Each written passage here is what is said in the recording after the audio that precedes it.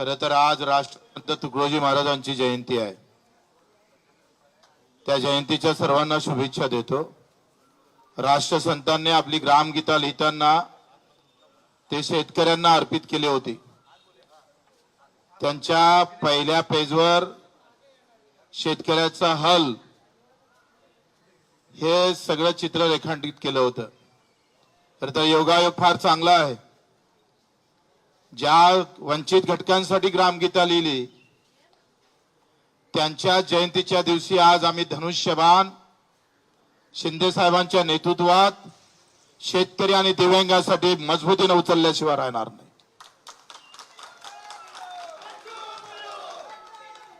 जिथं आहे तिथं प्रामाणिकपणे तेवढ्याच ताकदीने राजकारणात आता आमचा इथून इकडे प्रवास शिंदे साहेबांच्या नेतृत्वात शिवसेनेत राहणार आहे। सुरुवात शिवसेनेची झाली आणि आता हा शेवटचा जो आम्ही पाहतोय 15-20 वर्ष जे काही राजकारण असेल ते सुद्धा शिंदे साहेबांच्या नेतृत्वात शिवसेनेतच राहील अशी ग्वाही देतो। निवड आमदारकीच्या पदासाठी नाही तर मुद्द्याची लढाई अधिक मजबूत झाली पाहिजे। शिंदे साहेबांचा स्वभाव सेवाभावी आहे। रात्री 2 वाजता सुद्धा वर्षा बंगल्याचे दार उघडे होते। देशातला ऐतिहासिक निर्णय तर दिव्यांग मंत्रालय देण्याचं काम केलं। कर्जमाफीमध्ये घेतलेला मोठा पुढाकार निश्चितच शेतकऱ्यांना दिलासा देणारा आहे आणि म्हणून निवड पद नाही तर विचार जुळणं महत्त्वाचे असतं आणि विचारासोबत कर्तृत्व महत्त्वाचं असतं। त्या दोनही गोष्टी आम्ही शिंदे साहेबांमध्ये पाहतो आणि म्हणून आपण पाहतो का ही लढाई फक्त पदापुरतीच मर्यादित राहणार नाही तर आम्ही जे मुद्दे दिले मग दिव्यांगाचं बळकटीकरण असेल, मंत्रालयाचं पेरणी ते कापणीपर्यंत सगळे कामं असेल, शेतकऱ्यांची मजुरांची असेल, हमी भावाची लढाई असेल, आमच्या विधवा भगिनीची लढाई असेल, कामगारांची लढाई असेल आणि युवकांच्यासाठी एक वेगळं धोरण, या सगळ्या बाबतीत ही चर्चा झाली आणि मुद्द्यावर चर्चा करून आपण हा निर्णय घेतलेला आहे। प्रहार एक सामाजिक संघटना म्हणून पावलं टाकन पण राजकारण मात्र शिवसेनेचं मजबूत केल्याशिवाय आम्ही स्वस्थ बसणार नाही।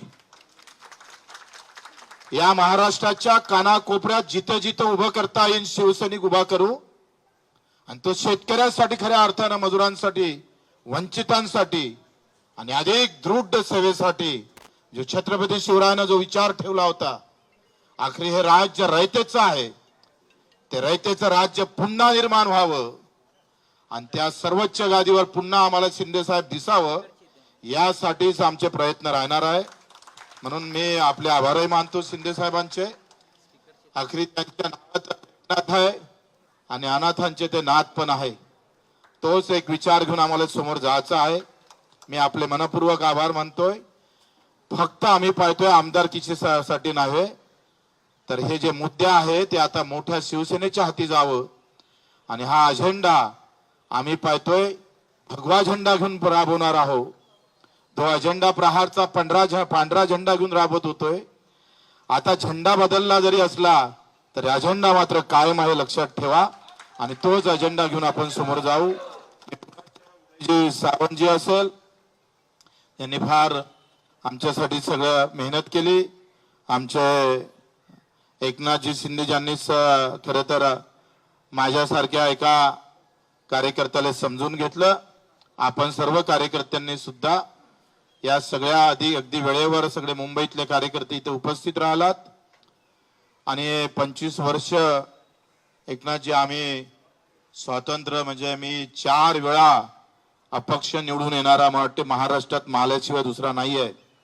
कोणत्याही मोठ्या पक्षाचं पाठबळ नसताना आम्ही ही आतापर्यंत हे सगळं काम सांभाळलं। आता अधिक ते जोमानं आपण सांभाळू। आपण सर्वांचं मी कार्यकर्त्यांचे आभार मानतो। अतिशय प्रामाणिकपणे जिथं राहिलं तिथं प्रामाणिकपणे काम करू, अतिशय प्रामाणिकपणे समोर जाऊ।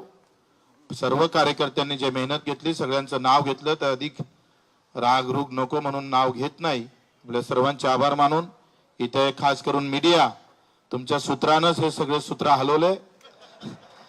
ते सूत्र अजूनही आम्हाला गवसले नाही पण तुम्ही आम्हाला वारंवार म्हणजे 4-5 दिवसापासून फक्त मीडियावर बच्चू कडू आणि शिवसेना एकनाथजी एवढंच होतं आणि असं वाटलं का नाही फक्त एकच निवडणूक होत आहे का आमदारकीची, म्हणून मीडियाचे पण आभार.